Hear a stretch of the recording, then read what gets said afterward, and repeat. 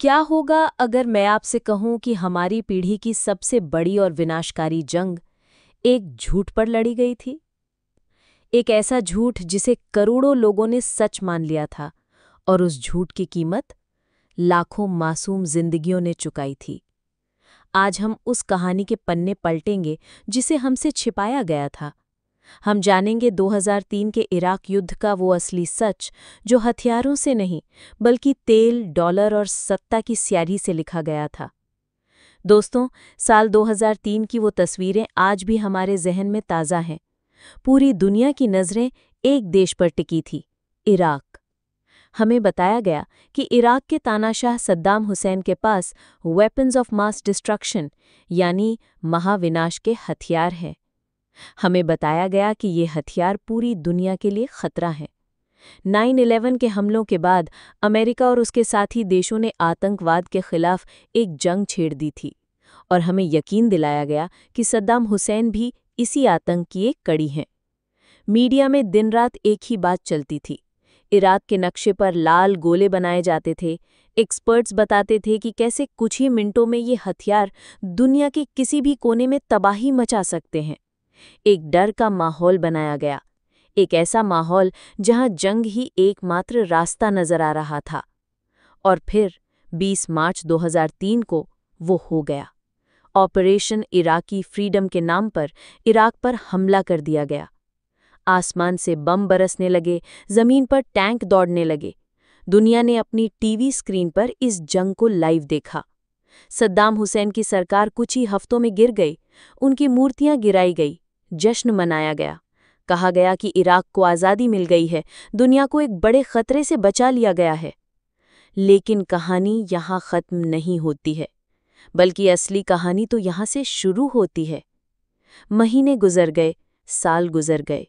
अमेरिकी सैनिक इराक का कोना कोना छानते रहे। वो उन महाविनाश के हथियारों को ढूंढ रहे थे जिनके नाम पर ये पूरी जंग लड़ी गई थी। लेकिन उन्हें कुछ नहीं मिला, एक भी हथियार नहीं।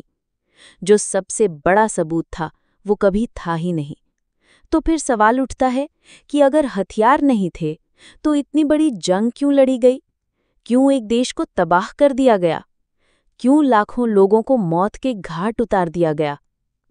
इसका जवाब 3 शब्दों में छिपा है: तेल, पेट्रोडॉलर और पावर। चलिए सबसे पहले बात करते हैं तेल की।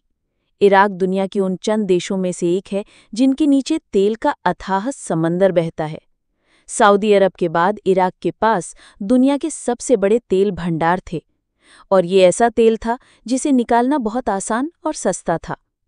ये सिर्फ काला सोना नहीं था, ये वो ताकत थी जो किसी भी देश की अर्थव्यवस्था को चला सकती थी या रोक सकती थी।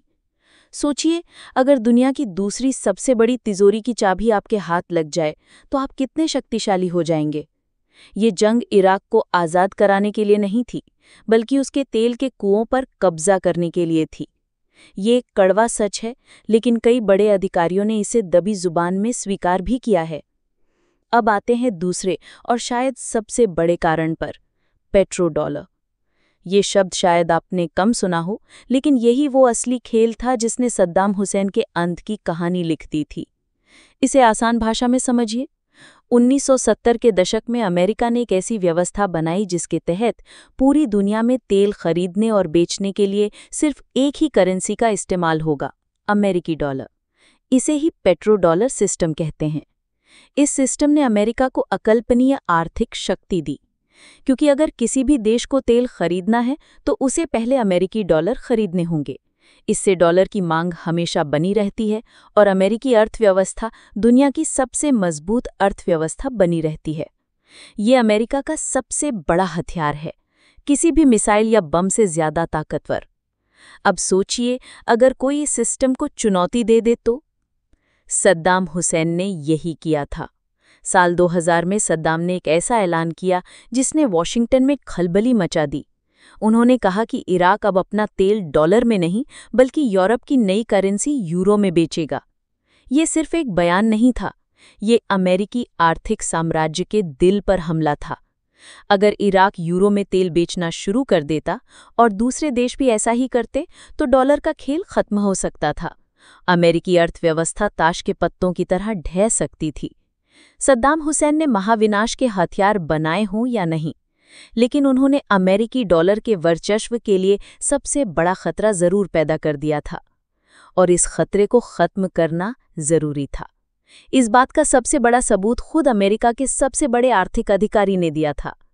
एलन ग्रीनस्पैन, जो उस समय अमेरिका के सेंट्रल बैंक यानी फेडरल रिजर्व के चेयरमैन थे, उन्होंने अपनी किताब में साफ साफ लिखा, मुझे इस बात का दुख है कि जो सब जानते हैं उसे मानना राजनीतिक तौर पर असुविधाजनक है। इराक की जंग काफी हद तक तेल के लिए थी। जब किसी देश का सबसे बड़ा बैंकर ये बात स्वीकार कर ले तो और किसी सबूत की जरूरत नहीं रह जाती है। तीसरा कारण था पावर, यानी शक्ति का प्रदर्शन। सोवियत संघ के टूटने के बाद अमेरिका दुनिया की अकेली सुपर पावर बन गया था। इराक पर हमला करके अमेरिका पूरी दुनिया को, खासकर मिडिल ईस्ट के दूसरे देशों को एक संदेश देना चाहता था। संदेश ये था कि जो भी अमेरिका के हितों के खिलाफ जाएगा, जो भी उसके सिस्टम को चुनौती देगा, उसका हश्र सद्दाम हुसैन जैसा ही होगा। ये अपनी ताकत का, अपनी दादागिरी का एक खुला प्रदर्शन था। तो एक तरफ हमें मासूमियत बचाने और लोकतंत्र लाने की कहानी सुनाई गई, और दूसरी तरफ पर्दे के पीछे तेल, डॉलर और सत्ता का एक क्रूर खेल चल रहा था। इस खेल की कीमत किसने चुकाई? इराक के उन लाखों लोगों ने जिनके घर उजड़ गए, जिनके अपने मारे गए, उन बच्चों ने जिन्होंने बमों की आवाज के सिवा कुछ नहीं सुना, उन सैनिकों ने जिन्हें एक ऐसे झूठ के लिए लड़ने भेजा गया जिसका कोई अस्तित्व ही नहीं था। एक रिपोर्ट के मुताबिक इस युद्ध और उसके बाद हुई हिंसा में 5 लाख से ज्यादा इराकी नागरिक मारे गए। 5 लाख, ये सिर्फ एक आंकड़ा नहीं है, ये 5 लाख कहानियां हैं, 5 लाख सपने हैं जो हमेशा के लिए खत्म हो गए। दोस्तों, ये कहानी हमें एक बहुत ज़रूरी सबक सिखाती है।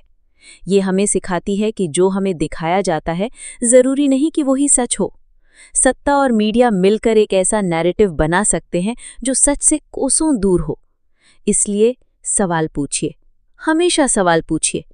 जब भी कोई आपको किसी जंग के लिए, किसी नफरत के लिए तैयार करे, तो रुकिए और पूछिए, इसका असली मकसद क्या है? इससे किसको फायदा हो रहा है? क्योंकि इतिहास गवाह है कि हर बड़ी जंग के पीछे कुछ बड़े हित छिपे होते हैं, और उन हितों की कीमत हमेशा आम इंसान ही चुकाता है। सवाल पूछना हमारा हक है और हमारा फर्ज भी। अगर इस वीडियो ने आपकी आंखें खोली हैं और आपको सोचने पर मजबूर किया है, तो इसे लाइक करें, इसे अपने दोस्तों और परिवार के साथ शेयर करें ताकि ये सच ज़्यादा से ज़्यादा लोगों तक पहुंचे। और कमेंट्स में हमें ज़रूर बताएं, आपके हिसाब से इराक युद्ध का असली कारण क्या था? तेल, पेट्रोडॉलर, पावर या कुछ और? आपकी राय हमारे लिए बहुत मायने रखती है। देखते रहिए और सवाल पूछते रहिए। धन्यवाद।